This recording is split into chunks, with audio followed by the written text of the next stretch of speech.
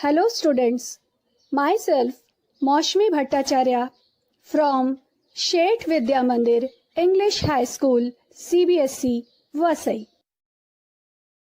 आज मैं आपको कक्षा 7 हिंदी व्याकरण का पाठ 13 विराम चिन्ह फिर से समझाने जा रही हूँ। विराम चिन्ह का अर्थ है रुकना या ठहरना। विराम चिन्ह वाक्यों का अर्थ समझने में सहायक सिद्ध होते हैं। विराम चिन्हों का गलत प्रयोग करने से वाक्य का अर्थ बदल जाता है।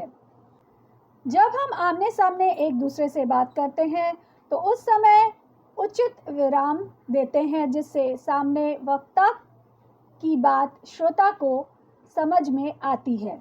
परंतु जब हम सामने उपस्थित नहीं होते हैं उस समय हमारी लिखी हुई बात पाठक को या पढ़ने वाले को समझ में आए, इसके लिए विराम चिन्हों का प्रयोग किया जाता है। हिंदी में कक्षा 7 में आपको 12 विराम चिन्हों के बारे में समझाया जाएगा। सबसे पहला विराम चिन्ह है पूर्ण विराम। पूर्ण विराम जिसे इंग्लिश में फुल स्टॉप कहते हैं, इसका प्रयोग वाक्य के अंत में होता है। यह चिन्ह अन्य किसी भी विराम चिन्ह से अधिक प्रयुक्त होता है। इसका उदाहरण है हमारी वार्षिक परीक्षा मार्च में होगी।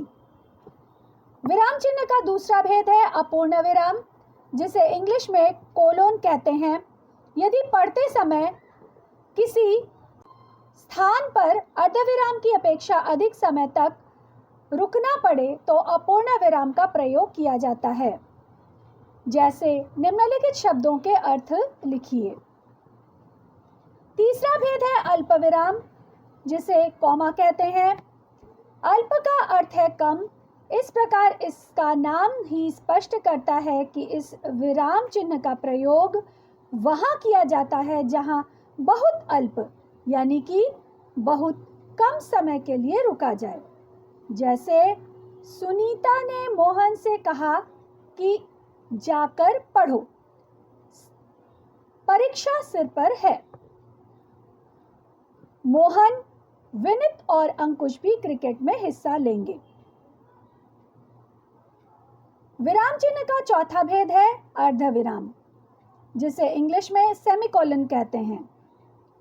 यह पूर्ण विराम तथा अल्प विराम के बीच का चिन्ह है। जब पूर्ण विराम से कम तथा अल्प विराम से अधिक रुकना हो तो इस चिन्ह का प्रयोग किया जाता है। इसका प्रयोग इन स्थितियों में होता है। पहला, दो या दो से अधिक स्वतंत्र उपवाक्यों के मध्य जब कोई योजक न हो। जैसे पाकिस्तान ने भारत पर आक्रमण कर दिया, सभी फौजियों की छुट्टियां रद्द कर दी गई। विराम चिन्ह का पांचवा भेद है उद्धरण चिन्ह। उद्धरण चिन्ह निम्नलिखित दो प्रकार के होते हैं। पहला, इकहरा उद्धरण चिन्ह। इस चिन्ह का प्रयोग तब किया जाता है जब किसी वस्तु, व्यक्ति, पुस्तक आदि का नाम लिखना हो। जैसे प्रेमचंद की कहानियां मानसरोवर नामक कहानी संग्रह के 8 भागों में उपलब्ध है। इस चिन्ह का प्रयोग कवि अथवा लेखक के उपनाम लिखने के लिए भी किया जाता है। जैसे सूर्यकांत त्रिपाठी निराला हिंदी के प्रमुख कवि हैं। दूसरा प्रकार है दोहरा उद्धरण चिन्ह। जब किसी के कथन को ज्यों का त्यों लिखना हो तब इसका प्रयोग करते हैं। जैसे नेताजी ने कहा, तुम मुझे खून दो, मैं तुम्हें आजादी दूंगा। विराम चिन्ह का छठा प्रकार है प्रश्नवाचक चिन्ह। इसे प्रश्न वाले वाक्य के अंत में लगाया जाता है। जैसे अमृतसर जाने वाली गाड़ी कितने बजे चलती है। विराम चिन्ह का सातवां भेद है निर्देशक जिसे इंग्लिश में डैश कहते हैं। अपनी बात को स्पष्ट करने के लिए अथवा उदाहरण के लिए इसका प्रयोग किया जाता है। जैसे हम अक्सर शिकायत किया करते हैं समय के अभाव की, समय न मिलने की। विराम चिन्ह का आठवां भेद है योजक जिसे इंग्लिश में हाइफन कहते हैं। पुनरुक्त शब्दों या समस्त पदों को जोड़ने के लिए इसका प्रयोग किया जाता है। जैसे बार बार कहने पर भी तुम्हें क्यों नहीं सुनाई देता। विराम चिन्ह का नवा भेद है कोष्ठक। इसे इंग्लिश में ब्रैकेट कहते हैं। इसका प्रयोग निम्न रूपों में होता है: किसी कथन को स्पष्ट करने के लिए या कठिन शब्दों के अर्थ बताने के लिए, जैसे श्री राम की चरण धूलि से अहिल्या गौतम की पत्नी का उद्धार हुआ। नाटक में अभिनय प्रदर्शन की सूचना हेतु, जैसे महेश हंसते हुए, अमा याद छोड़ो बाकी का काम कल हो जाएगा। गणित में तीनों प्रकार के कोष्ठक चिन्हों का प्रयोग विशेष रूप में होता है। विराम चिन्ह का 10वां भेद है लाघव चिन्ह, जिसे अंग्रेजी में एब्रिविएशन साइन कहते हैं, जहां पूरा शब्द न लिखकर संक्षिप्त रूप लिखकर उसके आगे इसका प्रयोग होता है। जैसे पप्यंग की मात्रा और एक गोला बना देने से वह पंडित का शॉर्ट फॉर्म या लाघव रूप होगा। पंडित नेहरू देश के प्रथम प्रधानमंत्री थे। विराम चिन्ह का 10वां भेद है काकपद या हंसपद, जिसे इंग्लिश में कैरेट कहते हैं। कौवा तथा हंस चलते समय भूमि पर ऐसा निशान बनाते हैं। इसी के आधार पर इस चिन्ह का नाम यह पड़ा। लिखते हुए यदि कुछ छूट जाए तो इस चिन्ह का प्रयोग किया जाता है।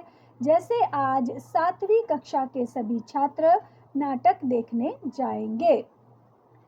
विराम चिन्ह का 12वां भेद है विस्मयादि बोधक चिन्ह, जिसे इंग्लिश में एक्सक्लेमेशन मार्क कहते हैं।